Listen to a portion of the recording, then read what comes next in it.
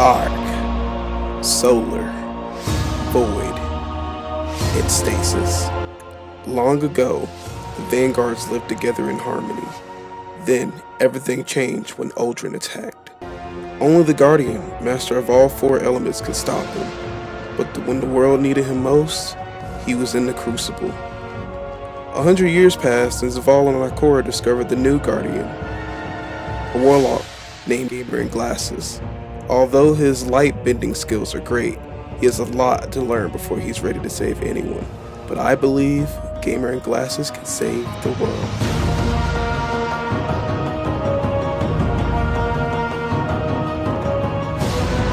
What's up, YouTube?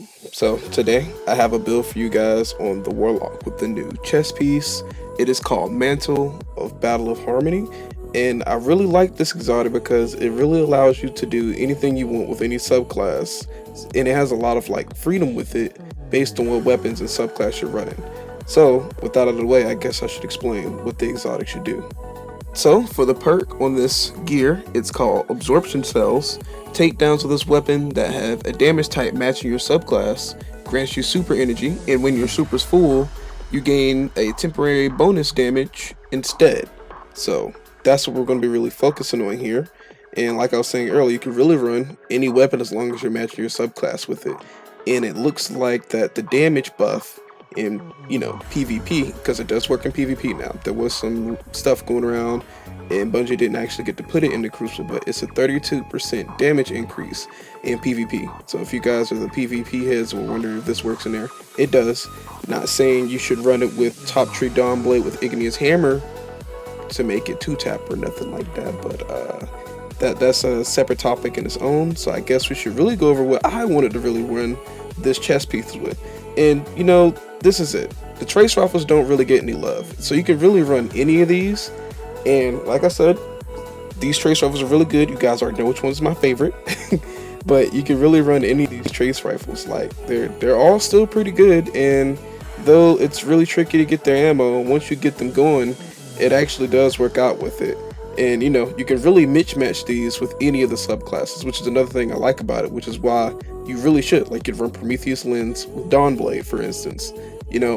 I guess you could run middle tree to make sure you have healing for your teammates, or you can be full on attack with it, top or bottom tree. Prometheus Lens will have your back cover. You can really do Ruinous Effigy. You could do Wave Splitter with Void Walker with I guess Devour. Great concept right there. You could really do any of those. You could also do Stormcaller Divinity for raid runs. You could also do Cold Heart with it for, not gonna say Crucible, with Chaos Reach. Both of those delete. But I guess we should really talk about how it works. So at the bottom you should see Absorption Shell on the bottom side of your screen. It should pop up over here. See? Right there. Energy Siphon, my bad. So Energy Siphon on the bottom. And this is what it looks like when you get the damage buff. Now, the super regeneration does not start until you get that prompt on your screen, right? So you don't get it until you get that up. It doesn't count until after you get the kill. Also, what it does not mention is that timer you see on the bottom, it is a cooldown. So once you see that timer, try to pace your kills, because that just means you won't be able to get the increased super recharge until that timer goes away. It's actually different for Absorption Shell. When you see that timer down there, that's when your damage increase start. So you want to look for your damage increase with that timer up there. So that's when you get the damage bonuses after you get a kill. So use it essentially like Rampage. Now, I bet you're wondering, does this work with stasis? And I actually have the answer for you. It does, but it's actually really hard to pull off. So you have to actually break the crystals with the Salvation's Grip, because that's the only stasis weapon in the game.